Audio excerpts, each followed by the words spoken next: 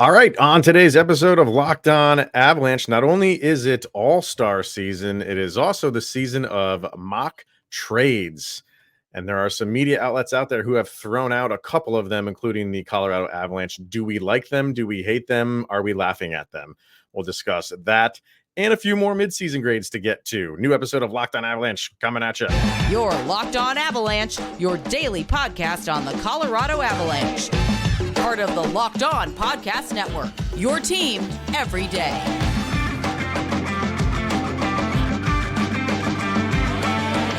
All right, everybody, welcome to the Locked On Avalanche podcast, part of the Locked On Podcast Network, your team every day. I'm your host, Chris Maselli. With me, as always, Mr. Shaggy Von Doom, Kyle Sullivan. Thank you for tuning in and making it your first listen of the day.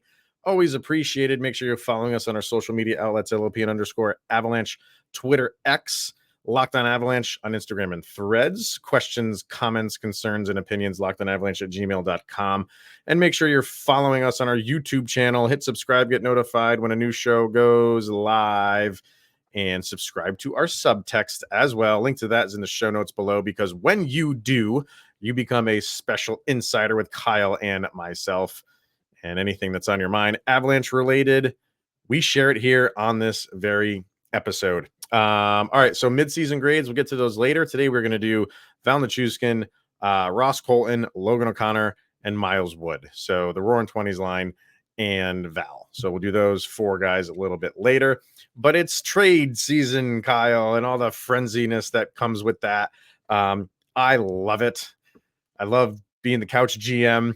That's where I do my best work is on the couch.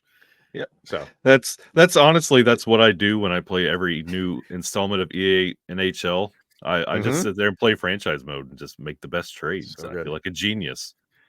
Years ago, remember that NFL game that was you were just the coach? Yep. What was that game? What was that game? NFL head coach. I think this was called, just NFL head coach. Yeah, Bill Cowher. I think they did two versions of it. I remember Bill Cowher's on the and Tony Dungy.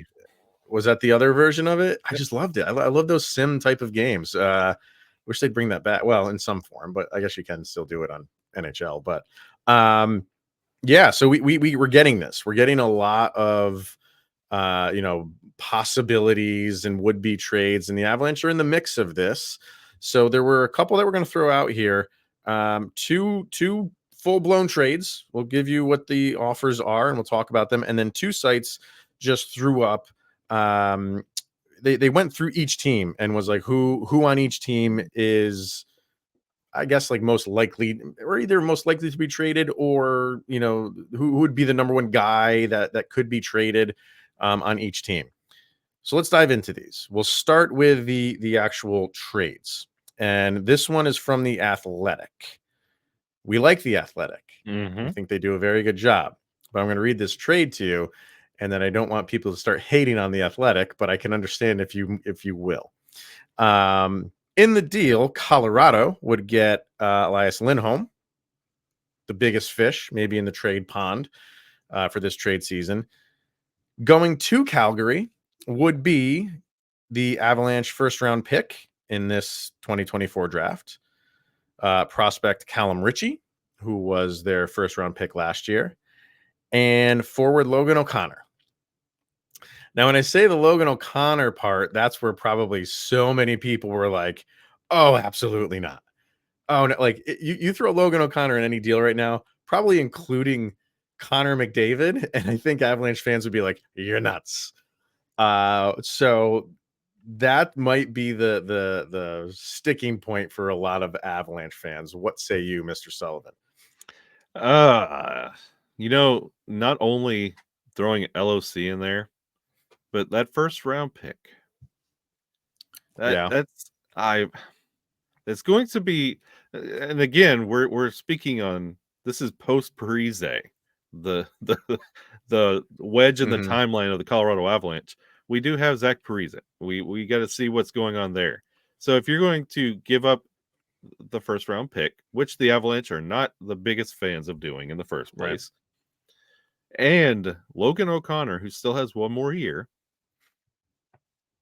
is this worth it to what the Avalanche are trying to do?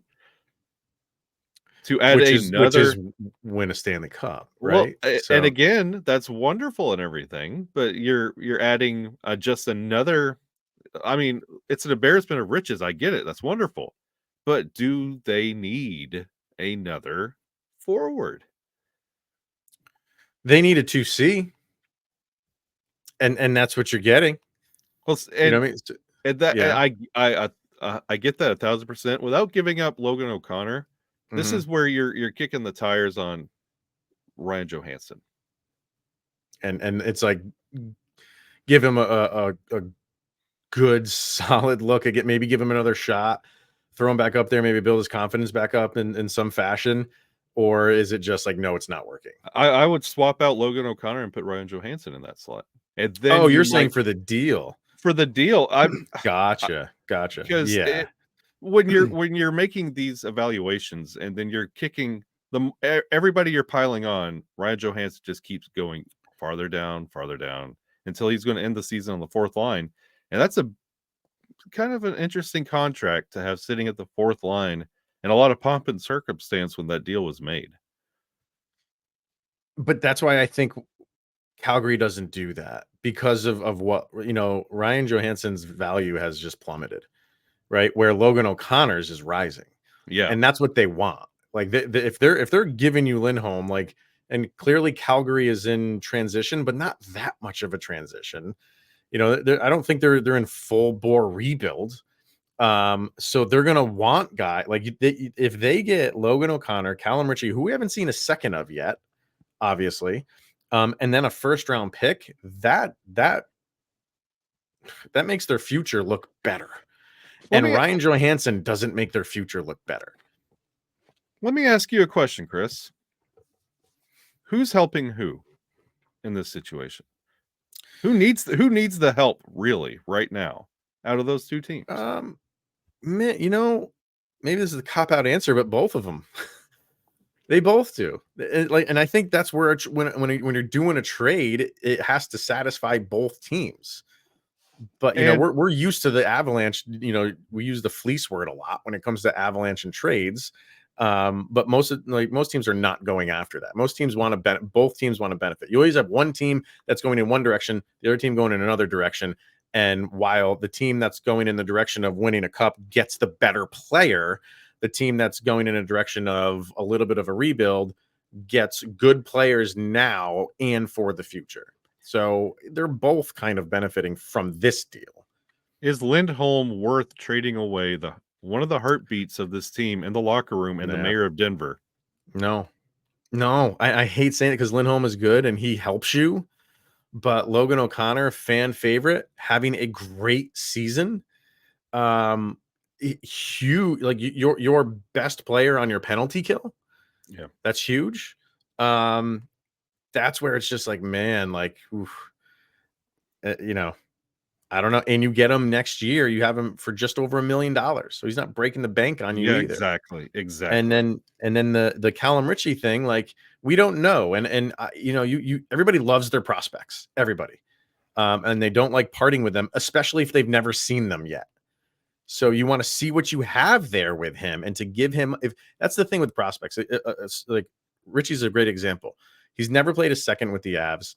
And then if you go and give him up and then he turns out to be, this all-star, it's like you gave him up and you could have had him. You didn't know what you had. You gave him up and you got a rental out of it. Now, if that goes, if this happens and you go on to win the cup, then it's worth it. It is worth it because that's the all-time goal. And then the other part of this is the first round pick. And the Avs, if they give up a first round pick, they're not picking until the fourth round Yeah, that's in the 2024 draft. great And point. and I, for me, like, I love first round draft picks. Mhm. I love having them. That's how you build up your pool. So I don't know, like, that's a tough one. And to me, the bottom line being Lindholm being a flat out rental. You're not going to be able to afford him after this year. That's why I would kind of lean towards no, because it's so tough to win the cup. So to give up all of this stuff, like, you're in a good spot as it is. Go get it. Go get some pieces here and there, but go try to go get it with what you have. and see what happens. But I'm always skeptical of going to get the big name and sacrificing so much of the future. And then if it doesn't happen because it's so difficult to do, you've given up so much with no end result. Yeah, absolutely. So that's where I'm at. What's the other one we have here? All right. Well, why don't we get a quick break in here, and then we'll bring up the other hypothetical. This one was right from the NHL.com site. This one came out last week. I put this one up, and people kind of laughed at it. So hopefully, it's better than their app. It's not. You'll see. All right. We'll get to all that, and then some grades as well coming up next. First, we have FanDuel. Happy Super Bowl to all those who celebrate from FanDuel, America's #1 sportsbook. Because if you're like Kyle and myself, Super Bowl Sunday is all about scoring the best seat on the couch, grabbing your favorite football snacks, and placing some super bets. And FanDuel has many ways for you to end the season with a W or 2 or 3. And now only you can bet on who will win the Super Bowl, which is Super Bowl 58, by the way. But FanDuel also has bets for which players will score a touchdown, how many points will be scored, so much more. It's like prop bet heaven when it comes to the Super Bowl. So get in on all of that on the FanDuel app. New customers join today, and you'll get $200 in bonus bets if your first bet of $5 or more wins. Just visit FanDuel.com/locked-on to sign up. That is FanDuel.com/locked-on. Make every moment more with FanDuel, the official sportsbook partner of the NFL. We are also brought to you by Factor, and Factor's ready-to-eat meal delivery takes the stress out of meal planning and sets you up for success in the new year. Skip the grocery store's prep work and cooking fatigue, and instead get chef-crafted, dietitian-approved meals delivered right to your door with over 35 meals to choose from per week, including options like keto, calorie smart, vegan, and veggie. And plus, you can get over 55 weekly add-ons. You'll have a ton of nutritious and flavorful options to kickstart your resolutions. And because this is a new ad partner, we checked out their website. Pretty impressive what they have over there for a menu. So this is Larry David, like pretty good. What's going on over at Factor? So head to factormeals.com/LockedOnNHL50. That's LockedOnNHL50, and you get 50% off of your first order. That code again is LockedOnNHL50 at factormeals.com/LockedOnNHL50 to get your 50% off. All right, so that's one trade out of the way. The other one, like I said, this was up on the NHL's very own website. And the Avalanche in this trade receive from Montreal a name that's been thrown around with them for a couple of years now, and that's Sean Monahan. So they get Sean Monahan in exchange for Caleb Jones, this same first-round draft pick in 2024, and Nikolai Kovalenko. And if you are not watching on YouTube, Kyle is just shaking his head like he's watching a tennis match, back and forth, and I could not agree with you more, sir. Go ahead. My word, we were talking about why are we giving up LOC in the first round pick? Why would we do this? Would be worse. Yeah. You're talking about Callum Ritchie with the Lindholm trade. You don't know what you have. We still don't know what we have with Kovalenko, but the hype is there. It's real. Yeah, that's the thing with Callum Ritchie. Yeah, you're right. With Ritchie, it's just all right, he was our first round pick. We haven't had him very long. Let's hang on to her a little while and see what we got here. Kovalenko, people are just gnashing their nails like to the bone. They can't wait for this guy to get here, which seems like it's going to be early to mid-March. I just want to, I want him to get here and get acclimated to the game. I think a lot of people are feeling like he's going to just jump right in and just like hit the ice, run it. Maybe, you don't know. You'd love to see that. You'd love the Avalanche to have a guy that does something like that. I'm taking the more patient approach with him, but I think he's going to come right in and he's expected to jump in on this team and help them out. He can do that.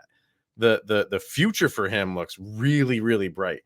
And if you're trading Kovalenko, you're not trading him for someone like Sean Monahan. Not a knock on Sean Monahan, but that is not a deal. That you are not giving up a prospect of Kovalenko's caliber, or we expect him to be, for Sean Monahan. You're just not doing that. And Caleb Jones, a very serviceable defenseman, and a first round pick. Who for Monahan? That is a massive overpay right there, and I'm surprised the NHL okayed that, to put that on their site. And the thing that you don't really talk about with Kovalenko, like, yes, the hype and what he could bring, but 3 little letters come with this Kovalenko kid, and that's ELC. And boy, with Yeah. this Avalanche team and the cap issues, like, you would hold on to Kovalenko, and you would Oh, rather easily. take that risk instead of trading that away and then watching that, almost like the Kerfoot. You remember when Kerfoot left the Avalanche and he kind of showed out a little bit, and you're like, oh, if we just would have held on to Kerfoot just a little bit long. No, Yeah. you don't want to have that kind of regret watching Kovalenko be the next big thing. Agreed. So, I mean, as far as these two trades, like I would just, man, especially the first one, it would be tough to say no to, because what you're getting would help immensely. But it's just more immediate, like here and now. If it doesn't work, that's it.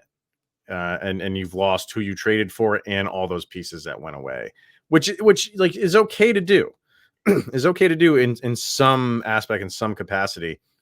But I just think Logan O'Connor means too much to this team, and that sounds crazy to say. Like Logan O'Connor is a sticking point to not bring in Elias Lindholm, but it might be. It might be, like, right now the way he's playing, and that Roaring 20s line is doing exactly that. You're breaking that up. So I don't know. For these two, man, I'm skeptical on them. I'm skeptical. I'll say that. I would this is where I would, if I was the GM, if I was sitting in McFarland's seat, this is where I would quote Letterkenny and say hard no.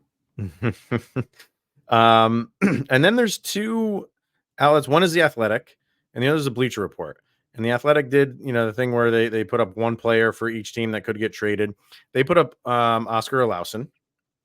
Okay, I think that could be a very real possibility. If the Avalanche want to make some moves, they're gonna have to move a prospect or two that they probably don't want to. They don't really want to move any of their prospects, or I shouldn't say any of their prospects. Any of their number one picks, right? But he might be a guy that could be on the move. We shall see. And the Bleacher Report threw up the one, and maybe there's a little bit of an eyebrow one, or maybe a little bit of clickbaity, is Bowen Byram. And I know he's on a lot of people's lists right now, but they make a pretty interesting point. They say the idea of moving Byram might have been unimaginable a couple of years ago, but maybe it's something the Avalanche should explore. His development has not really gone according to plan for a number of reasons, including injury, while the Avalanche are still loaded on defense with Makar, Taves, Girard, Manson, all in the top 4 and all signed to long-term deals. The Avalanche also have a significant need for a second-line center that can make an impact. Their farm system is a little bit thin, and while they do have a first-round pick, they might need more if they're going to add a potential center to help round out their lineup. This is a classic situation of dealing from a position of strength to fill a position of weakness. And Byram has that. Like, sure, is it going according to plan for the Avalanche? No. That doesn't mean, like, he still has a lot of value. If you wanted to give up Bo Byram, you're going to bring in your 2C. Yep. Without a doubt. And I think Avalanche fans are ready to some Avalanche fans are ready to throw the towel in on Bo Byram because it hasn't gone according to plan, and he's still young, and I think he's still got it. I don't want to get rid of him. It's an intriguing point that they make of, you're dealing to address your weakness. You got to give up you're coming from a position of strength, and you really are with Byram. He has value. So they could pull off a pretty decent move if they wanted to move him, which I'm not sold that they really do. Both of those, trade block ideas and pitches, I say, talk to me. Even with Bo. Because if it's not Bo, even if it's not Bo, it's going to be Sam Girard. Both, and you have them for a while. You're not pitching a rental here, and you have Sam Malinsky knocking on the door and looking for a spot. And yes, next year you're going to be getting rid of a couple defensemen. You're going to get rid of probably McDermott and Jack Johnson. They're probably going to greener pastures. So you're going to explore what you could do defensively, but right now you have Bo locked up for a while. That's a 3.85 deal. Well, not a while. I mean, they only got him for what? Is it 2 more years after this? Yeah, but yeah, that's decent. And that's my question for you, man. Like, I think it's a little bit telling that the Avalanche didn't sign him to lock him up essentially, like they did with Cale Makar. They gave Makar the big deal. They could have bridged him, but they're like, no, let's just lock him up we'll get him at a really good number.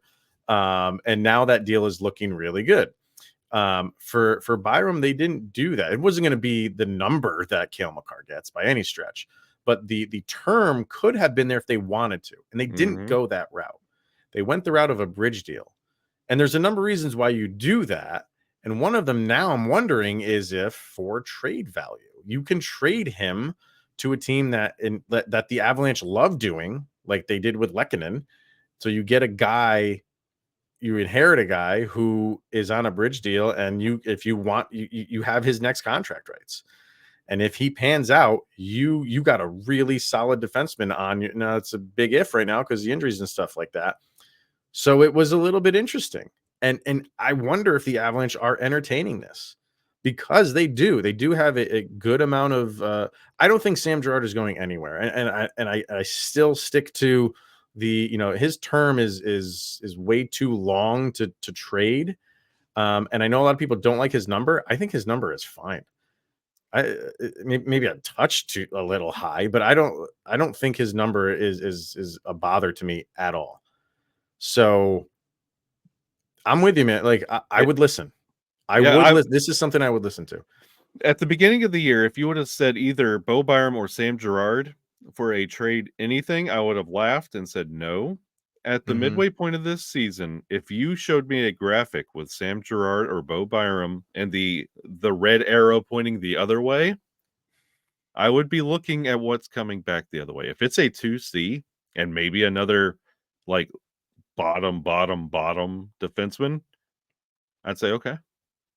Because honestly, you see how this team's forming and shaping up. If you could just make that move, I don't see why not. And that gives you a little bit more cap space to address the backup goalie position. I say sure. Because are you comfortable if you let Bowen Byram go? Are you comfortable with what's taking his place?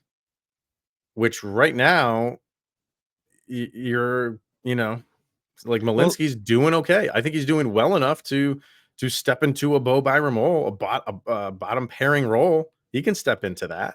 And then just another year, you keep him in the system. He keeps playing well. And then you have defenders that have not even come up it. And I know those guys are, if you're development wise away, but you have defense. That's the point. You have defense. You don't have depth forwards. So giving up like a Logan O'Connor to go get another forward, you're kind of just swapping guys out. And I know one's better than the other, but still,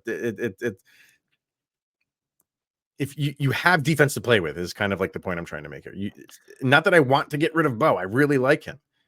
But this is the business side of things, and you can address a big need with him. I think it would work. Just say what you're thinking, Chris. If all else fails, we'll call up Brad Hunt. Clearly. Why haven't we done that anyway? Jeez, come on now.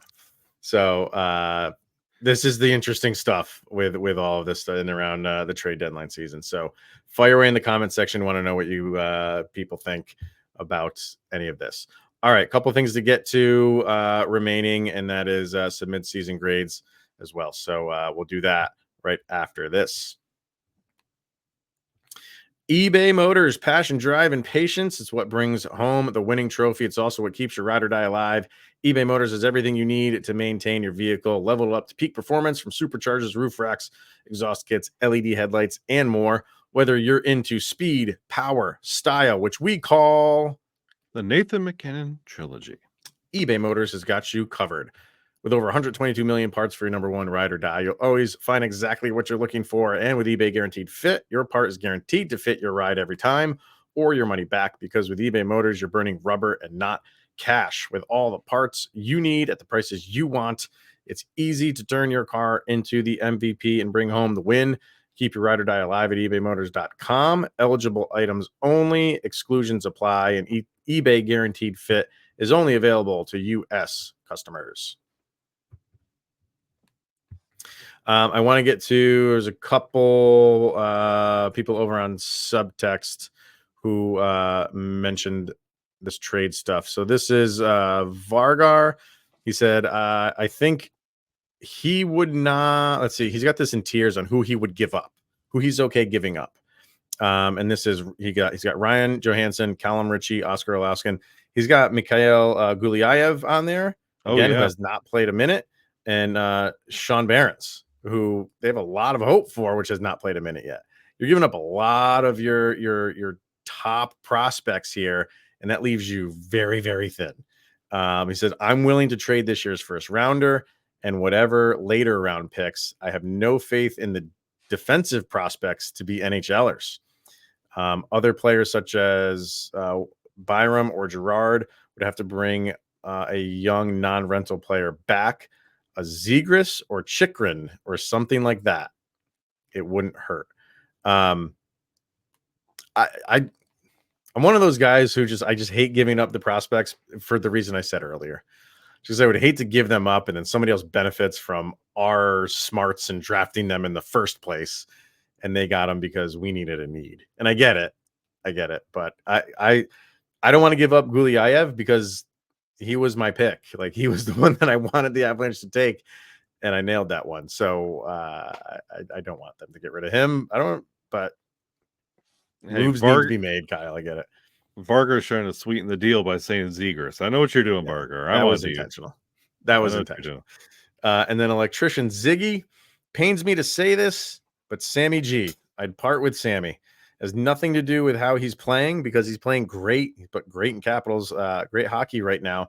But his cap hit is fairly substantial, and with seemingly quick development of Malinsky, he has unfortunately become expendable to a team that is and has been yearning for a 2C or a solid backup goalie. And with the way he's been playing, his trade value has certainly increased. Maybe Calgary can trade Kadri to us for the rest of the year in exchange for Sammy G. Smiley crying emoji face. All right, Subtext. You guys are really cranking me up here. I'm not going to turn down Nas either. Yeah, give me Zegras and Nas, please. We're getting the band back together. Oh, so that's what our Subtext people have to say. All right, let's get to some midseason grades right now. Like you said, we got the Roarin 20s line and Valanchuskin. So let's start with Val. So far in the season, 40 games played, 22 goals, 20 assists, 42 points. He's a +9. Obviously hasn't played the past handful of games going into the player assistance program.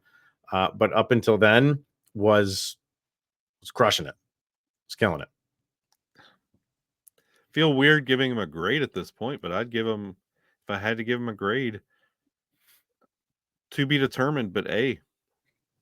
Oh, I'm with you on that. Yeah, I'd probably give him like a solid A, hovering A minus. We are not including this stuff that he's going through right now into this grade. No. If you do that, it's just ridiculous. Yeah. The guy reached out for help and he's going to get it. You're not holding that against him whatsoever. So based what he's done on the ice, I think he's been so important to the team. So important. He's obviously missed. But yeah, I am A with you. A all the way. 1,000%. Yeah. Ross Colton, 47 games played, 10 goals, 16 assists, 26 points, +2 on the season. What do you got for good old Ross? No, I'm saying this in the nicest way possible, but I'm going to B- on Ross Colton. I would agree with you on that. I think I'm with you on Colton. Why do you go B- with him? B- because yes, his production's there. Yes, he has that endless motor and that grit, but there's been times that the penalties are just a little like they're a little detrimental in the moment. And I get they're also doubling it up. We're firing the team up and showing your grit and not being pushed over, but you expect it to be a little bit cleaner. The B-, if tack on a couple extra goals, bring that to a 30 point, and we were talking like a flat B plus. But B- right now, we're I mean, I love Ross Colton, love what he Oh, I love the does. guy. But Yep. I'd like to see a little bit more, especially if you listen every dayers to the conversation we had with Adam Denker, Locked on Lightning, on the potential of Ross Colton and what he could have brought. I'd like to see just a little bit more. 26 points right now. Like I said, his career high is 39. So he's, you would think that he could reach that. You mentioned the penalties. He's at 45 penalty minutes right now. His career high is 50. Mm-hmm. So we're halfway through the year and he's 5 minutes away from breaking that. So you would like to see that come down a little bit. His aggressive nature kind of does lead to some, silly penalties here and there. But I think he's been what they want him to be. Mm-hmm. And here's the thing, it's like they've also asked him to do a little bit more because this 2C thing hasn't really played out. So they've asked him to maybe step up a little bit. And I don't mean this in a negative way, but he hasn't elevated his game to what they need it to be. It's pretty much remained what they expected it to be. Yep. So because of that, I'm with you. I give him like a B- because I would have loved him to take the reins of, you need me to do a little bit more, I got you. But there has been some moments of disappearing act for him. Yep. It doesn't last too long, but it is there. But that's normal for him. That's but getting on this line and getting this line going with him, O'Connor and Wood, it's the most fun to watch outside of Nathan McKinnon doing what he's doing. So I think it's been a great addition to the team, and I'm with you. B- with him. B- for Ross the Boss. Let's move over to another newbie, and that's Miles Wood. 44 games played, 8 goals, 10 assists, 18 points. He's a +4 so far on the season, and just a ball and bundle of energy. That was one of the deals that was questionable at the beginning of the year based on term. I think people are loving it right now. We're only into half of year of a 6-year contract. Now this is again, love you, Miles. It's nice having former Devils over here, but that's going to be a C+ for Miles. You would like to, and you talked about a disappearing act for Ross. Miles Wood is very good with the disappearing act, and he started out the year really on fire, and then that was it. And it's Andre Burakovsky with a cannonball. That's the mixture that you get with Miles Wood. And if there was a little bit more in the points production, like I get you're noticeable and you make it a point that we all notice you, but I'd also like to see a little bit more production wise. But that is coming. That has been lately. He's been on a nice little points run here. I'm just looking at his game logs. The 1, 2, 3, 4, 5. The last 6 games he scored in five of those games. Prior to that, though, he didn't score in 1, 2, 3, 4, 5, 6, 7 in a row. Yeah. So, but that's what you're going to get from him.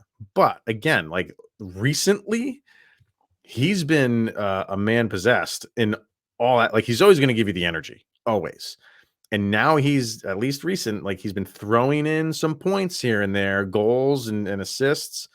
So that's just like extra what you're getting with Miles Wood. So I'm with you on the C+ thing.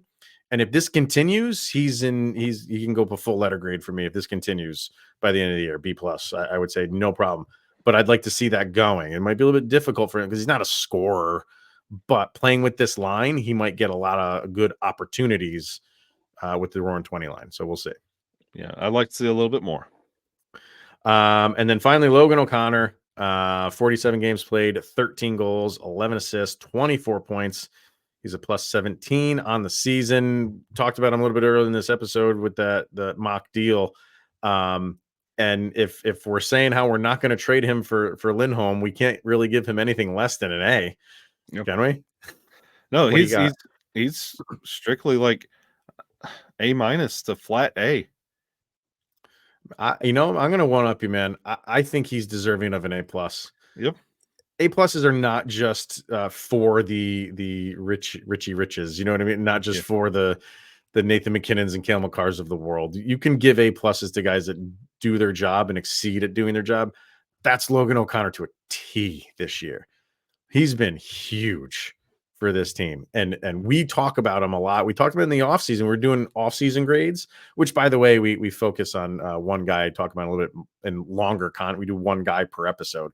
We're kind of going through them quickly just because it's midseason. But everything that I was wanting out of Logan O'Connor, I'm kind of getting that this year. A little bit uptick in scoring. You're always going to get the hustle from him. His shorthanded goal streak was fun to watch. I have zero complaints with Logan O'Connor. He's an A plus for me. Yeah, 1,000%. I just like the flat A minus just because there's more. And we talked last year, like we giving the offseason grade, we know there's more, and he found it. And if it looks like there's still more to go, so he's gonna give it to you. I mean, he's already his career high is 26 points, and he's at 24. Got half a season to go, or a little bit less than that, to get 3 points. I think it's safe that he will do that. And not only that, the shooting percentage this year is 18%. Just to give you some context, previous years going backwards, 8.7, 6.3, 8.1. And he's shooting at 18.1% right now. Guy can do no wrong. That's confidence, baby. All right. So that's going to wrap it up for today, everybody. Let us know. Fire away in the comments section. Anything you want to discuss on today's episode, those mock deals, who you would give up, who you would not give up, and midseason grades. Let's hear it. All right. That's going to wrap it up. Thank you for tuning in, making it your first listen of the day. He is Mr. Shaggy Von Doom, Kyle Sullivan. I am Chris Maselli. This is the Locked On Avalanche podcast. We'll be back tomorrow with more midseason grades and whatever else is going on in Avalanche Nation.